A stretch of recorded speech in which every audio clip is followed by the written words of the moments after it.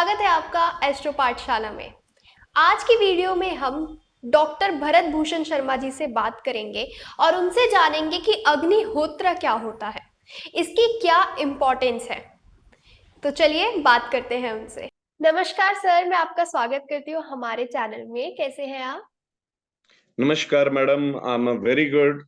बहुत बहुत तंदुरुस्त दुरुस्त और बहुत खुश हूँ। आपका तो तहे सर दिल से धन्यवाद।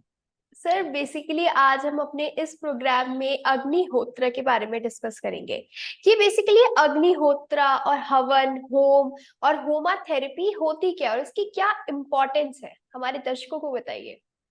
नमस्कार।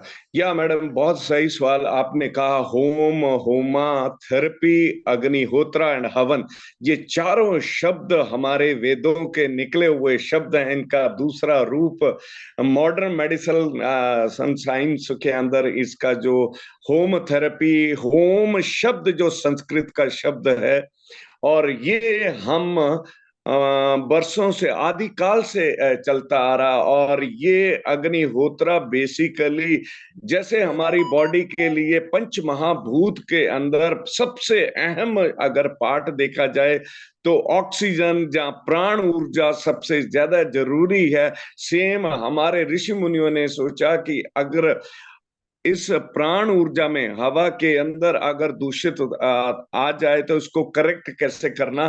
तो उस जमाने में जो ऋषि मुनि थे, हेडेड बाय महर्षि भारद्वाज जी ने एक संगोष्ठी सबको इकट्ठा करके, सारे ऋषियों को इकट्ठा करके एक एक ऐसा उपकरण का आजाद किया, जहां डेवलप किया, जहां डिस्कवर किया, जिसको अग्निहोत्रा कहा। और ये त्रिवेणी प्रयागराज में पहली बार एक अग्निहोत्रा किया गया, जो समस्त जितने यूनिवर्स के अंदर जीव जंतु प्राणी उन सब के लिए अग्नि, ये हवा शुद्ध जाए उसके लिए ये किया गया।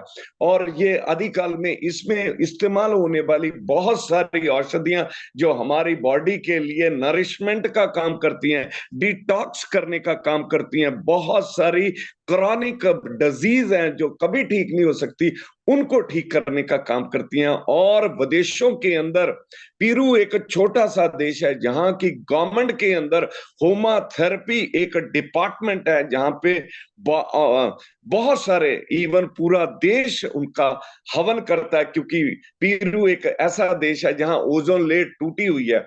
और अल्ट्रा वायलेट वी जो सूरज की किरणें वो जब इंसान पे, धरती पे पड़ती हैं, वो सारा का सारा कैंसर जैसी बीमारियों को, स्किन कैंसर, जमीन को बंजर कर देती हैं। एकमात्र औषधि अवेलेबल है इस धरती पे जो इस टाइप की पोल्यूशन को दूर करती है, वो है अग्निहोत्रा।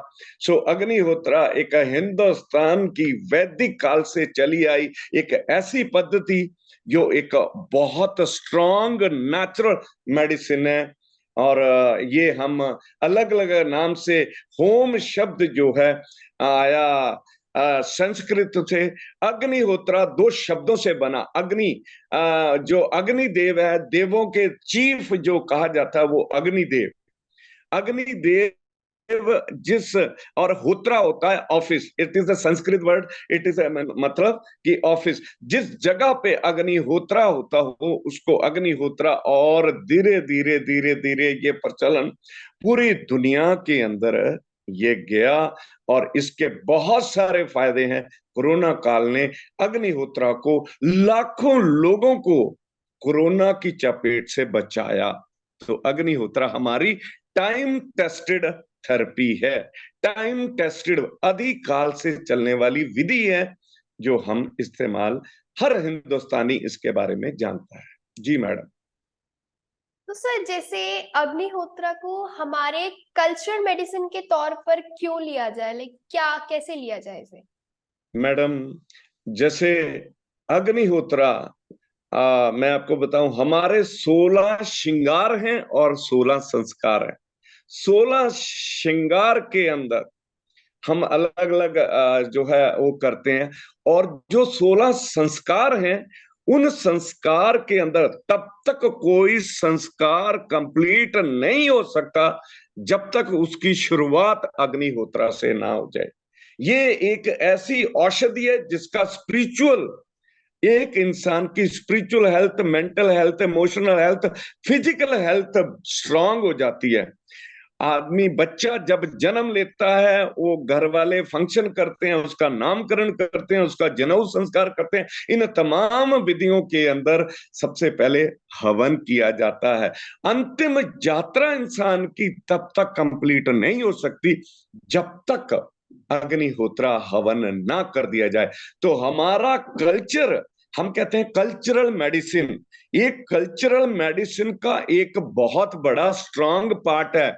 डब्ल्यूएचओ ने भी, आप भी रिसेंटली एक हिंदू, दी हिंदू करके बहुत बड़ा न्यूज़पेपर है, ये लास्ट मंथ के एक संडे में न्यूज आया, WHO is now promoting traditional medicine including homa therapy to have a overall well being in this universe. ये हमने जान लिया कि हमारी कल्चरल मेडिसिन जो विदेशों से में भी इस्तेमाल हो रही है, और ये हमारी कल्चर के साथ, हमारे रीति रिवाज के साथ, हमारी परंपरा के साथ ये होम, ये अग्निहोत्रा जुड़ा हुआ है। कोई काम, कोई भी नया काम करना हो, बिना हवन हम नहीं करते। हवन अपने आप में बहुत बड़ी औषधि है, अपने आप में तमाम बीमारियों के लिए एकमात्र अगर औषधि मेरे को कहा जाए तो वो है हवन।